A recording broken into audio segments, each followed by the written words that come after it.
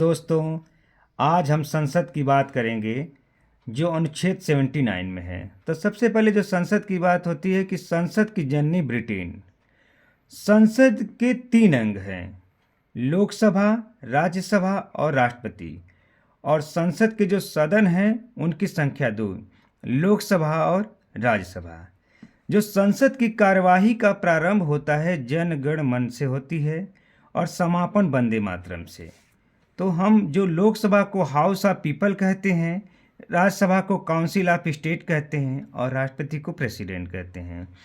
लोकसभा का वर्णन अनुच्छेद 81 में, राज्यसभा का वर्णन अनुच्छेद 80 में और राष्ट्रपति का वर्णन अनुच्छेद 52 में। जो इनकी उम्र होती, हम यहाँ शुरुआत दाहिने हाथ से करते हैं।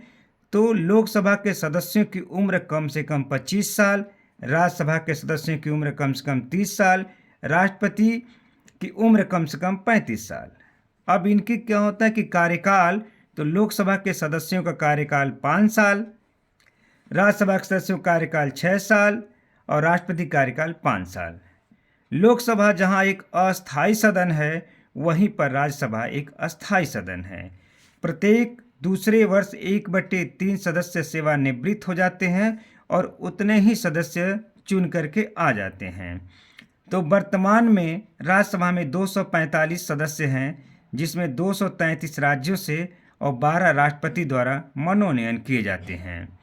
राज्यसभा एक अस्थायी सदन है जिसमें अनुच्छेद 83 में गणना की गई है। लोकसभा की हम बात कर रहे हैं कि अधिकतम 550 सीटें हो सकती हैं, जिसमें वर्तमान में 545 सीट हैं।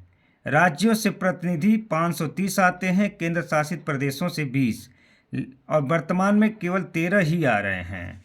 अब बता रहे हैं कि लोकतंत्र का घर स्विट्जरलैंड को कहते हैं। राजनीतिक दल का उदय सर्वप्रथम ब्रिटेन में हुआ। ब्रिटेन की संसद को पार्लियामेंट कहते हैं।